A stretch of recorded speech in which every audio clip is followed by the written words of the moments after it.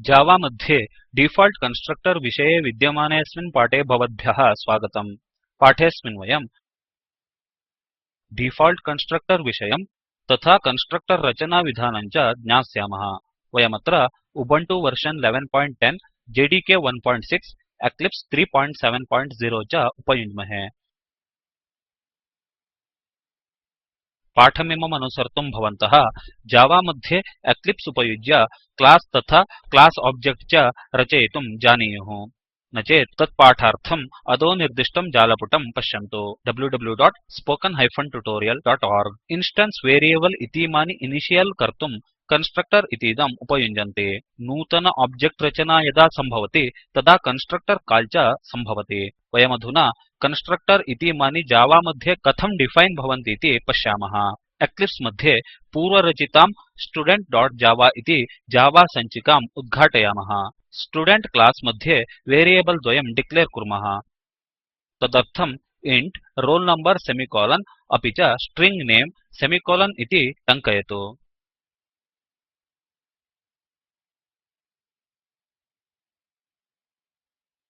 अधुना मेथड् एकं रचयाम तदर्थं void studentDetail पेरन्थिसिस् इति टङ्कयतु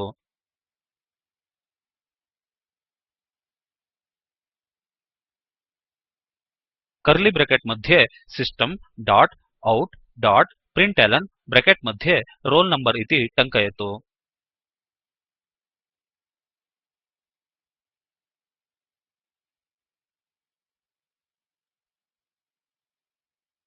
तदनन्तरं system dot out dot println bracket मध्ये नमे इति टङ्कयतु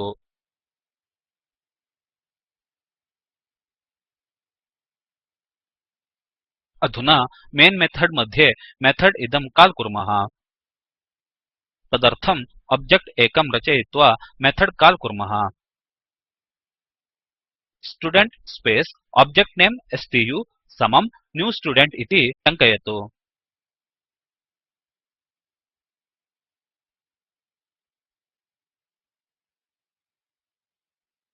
तदनन्तरं स्तु डोट् मेथड् नमे अर्थात् स्टुडेन्ट्डेटेल इति टङ्कयतु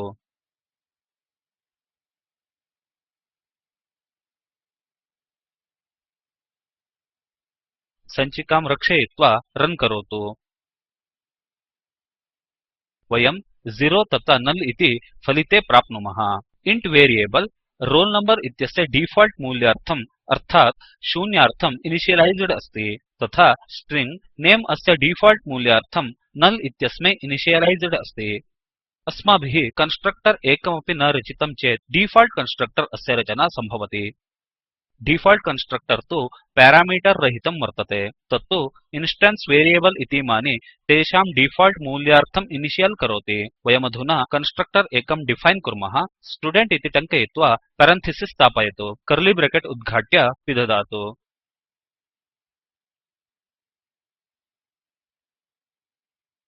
स्मर्यतां यत् कन्स्ट्रक्टर इतीमानि तत्सम्बद्धं क्लास् नेम् एव प्रापयन्ति कन्स्ट्रक्टर इमानि मेथड् इव प्रतिभाति किन्तु तयोर्मध्ये केचन व्यत्यासा अपि सन्ति सञ्चिकां रक्षयित्वा रन् करोतु वयं पूर्वतनफलितमेव प्राप्नुमः अस्माभिः डिफैन् कृतं कन्स्ट्रक्टर यदस्ति तत् कन्स्ट्रक्टर रहितमेव अतः एवम् किन्तु अत्र अस्माभिः कन्स्ट्रक्टर डिफैन् कृतम् अतः डीफॉल्ट् कन्स्ट्रक्टर रचना न सम्भवति अधुना वेरियेबल् एभ्यः मूल्यं दद्मः तदर्थं कन्स्ट्रक्टर अस्यान्तः roll number समं 10 इति टङ्कयित्वा सेमिकोलन् नुदतु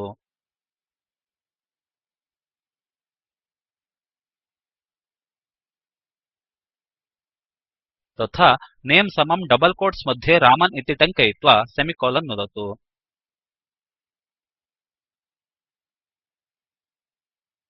सञ्चिकां रक्षयित्वा रन् करोतु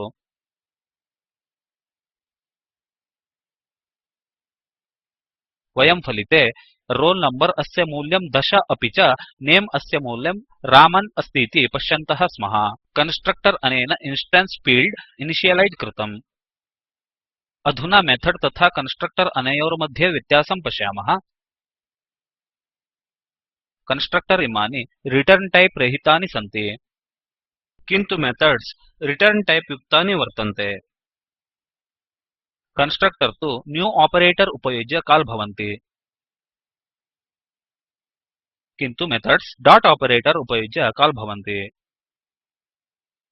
एते मेथड्स् तथा कन्स्ट्रक्टर् अनयोः व्यत्यासाः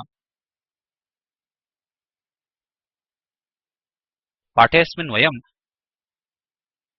डिफॉल्ट् कन्स्ट्रक्टर् इतीदं कन्स्ट्रक्टर् डिफैन् करणं मेथड् तथा कन्स्ट्रक्टर् अनयोर्व्यत्यासान् च ज्ञातवन्तः